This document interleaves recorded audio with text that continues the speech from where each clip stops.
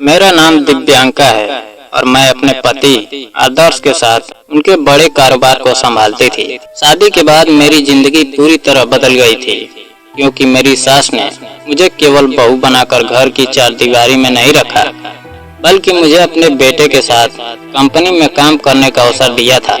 मैं एक साधारण मध्यम वर्गीय परिवार से थी, जहां हर छोटी चीज मेहनत से हासिल की जाती थी।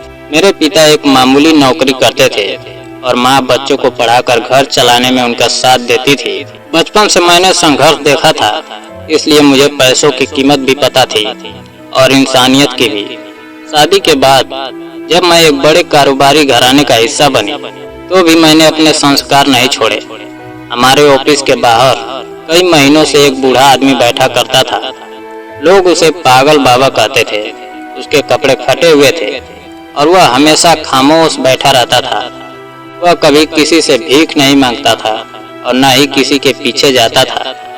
उसकी हालत देखकर मुझे हमेशा अपने स्वर्गीय पिता की याद आती थी, इसलिए मैं रोज उसे कुछ पैसे दे देती थी और चौकीदार से कह रखा था कि उसे समय पर खाना भी दिया जाए। मेरे पति आदर्श को यह सब बिल्कुल पसंद नहीं था। उनका मानना था कि ऐसे लोग समाज पर बोझ होते हैं और दया का फायदा उठाते हैं। मैं उन्हें हमेशा समझाती थी कि हर गरीब इंसान धोखेबाज नहीं होता और हर अमीर इंसान अच्छा नहीं होता, लेकिन वह मेरी बातों को भावुकता कहकर टाल देते थे। समय बीतता गया और हमारे कारोबार ने बहुत तरक्की की। तभी एक दिन खबर आई कि शहर के सबसे बड़े उद्योगपति राकेश भट्ट एक बहुत बड़े प्रोजेक्ट के लिए नई साझेदारी करने वाले हैं। यह डील करोड़ों की थी और इसे हासिल करने के लिए शहर की हर बड़ी कंपनी कोशिश कर रही थी। राकेश भट्ट के बारे में कहा जाता था कि वह केवल पैसों या सिफारिशों पर भरोसा नहीं करते, बल्कि इंसान की नीयत और चरित्र को भी परखते हैं। इस प्रोजेक्ट की तैयारी का जिम्मा मेरे ऊपर था और मैंने दिन रात एक करके शानदार प्रस्तुति तैयार की। मीटिंग का दिन आ गया और मैं बहुत घबराई हुई थी। ऑफिस पहुंचकर हमेशा की तरह मैंने उस बूढ़े बाबा को नमस्ते किया और उनसे कहा कि आज मेरे लिए दुआ करना, क्योंकि मेरी जिंदगी की सबसे बड़ी परीक्षा है। पहली बार उन्होंने मुस्कुराकर मेरी तरफ देखा और उनकी आंखों में ऐसा आत्मविश्वास था जैसे उन्हें पहले से पता हो कि सब अच्छा होने वाला है। मैं उनकी मुस्कान देखकर हैरान हुई, लेकिन फिर जल्दी में वहां से निकल गई। रास्ते में मैंने राकेश भट्ट के ऑफिस में फोन मिलाया ताकि बता सकूं कि हम रास्ते में हैं। तभी मुझे एक अजीब बात महसूस हुई। फोन की घंटी कहीं और नहीं, बल्कि उसी बूढ़े बाबा के झोले की तरफ से सुनाई थी। मैं कुछ समझ पाती उससे पहले आदर्श ने जल्दी करने को कहा और मैं उस बात को नजरअंदाज करके गाड़ी में बैठ गई। कुछ ही देर बाद हमारी गाड़ी अचानक खराब हो गई। सड़क पर भारी ट्रैफिक था और हम बुरी तरह फंस गए। आदर्श गुस्से से आग बबूला हो गए और उन्होंने सारी गलती उस बूढ़े बाबा पर डाल दी। उनका कहना था कि उसी मनहूस आदमी का चेहरा देखने की वजह से यह सब हुआ है। मुझे उनकी बातों पर बहुत दुख हुआ, लेकिन उस समय बहस का समय नहीं था। बड़ी मुश्किल से हमने दूसरी गाड़ी की व्यवस्था की और जब तक हम भट्ट इंटरप्राइजेज पहुंचे, तब तक काफी देर हो चुकी थी। हमें पूरा विश्वास था कि यह मीटिंग खत्म हो चुकी होगी और हमारी सारी मेहनत बेकार चली जाएगी। लेकिन रिसेप्शन पर पहुंचने के बाद पता चला कि राकेश भट्ट अभी भी हमारा इंतजार कर रहे हैं। यह सुनकर हम दोनों हैरान रह गए। हम जल्दी से कॉन्फ्रेंस रूम में पहुंचे, जहां कई अधिकारी पहले से मौजूद थे। कमरे के बीचों बीच एक बड़ी कुर्सी रखी थी, जिसकी तरफ हमारी पीठ थी। मैंने माफी मांगते हुए अपनी बात शुरू की और देरी की वजह बताने लगी। तभी वह कुर्सी धीरे धीरे घूमी और सामने जो चेहरा दिखाई दिया, उसे देखकर मेरे पैरों तले जमीन खिसक गई।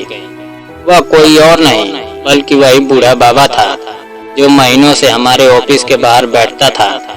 आदर्श की हालत तो और भी खराब हो गई। उनके चेहरे का रंग उड़ चुका था और उन्हें अपनी आंखों पर विश्वास नहीं हो रहा था। तभी उस बूढ़े बाबा ने शांत आवाज में कहा कि वह वास्तव में राकेश भट्ट हैं। उन्होंने बताया कि कुछ समय पहले उनके अपने बिजनेस पार्टनर ने उन्हें धोखा दिया था। इसके बाद उन्होंने फैसला किया कि इस बार वह किसी कंपनी को केवल उसके मुनाफे या ताकत से नहीं, बल्कि उसके लोगों के चरित्र से परखेंगे। इसलिए उन्होंने महीनों तक भेष बदलकर अलग अलग कंपनियों के बाहर बैठना शुरू किया।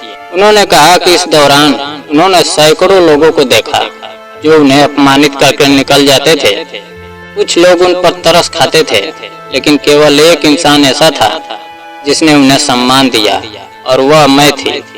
उन्होंने बताया कि मैंने कभी उन्हें भिखारी नहीं समझा, बल्कि एक इंसान समझकर उनकी मदद की। मैंने उनके लिए खाना भिजवाया और ठंड में उन्हें कंबल और स्वेटर दिया, जबकि मुझे यह नहीं पता था कि वह कौन है। राकेश भट्ट ने कहा कि किसी भी बिजनेस की सबसे बड़ी ताकत भरोसा होती है, और जिस इंसान के दिल में दूसरों के लिए सम्मान नहीं है, वह कभी भरोसेमंद नहीं हो सकता।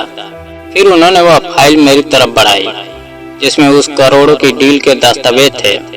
उन्होंने कहा कि यह प्रोजेक्ट हमारी कंपनी को दिया जा रहा है, और इसका कारण केवल हमारी प्रस्तुति नहीं है, बल्कि मेरा चरित्र और इंसानियत है। उनकी बातें सुनकर मेरी आंखों में आंसू आ गए।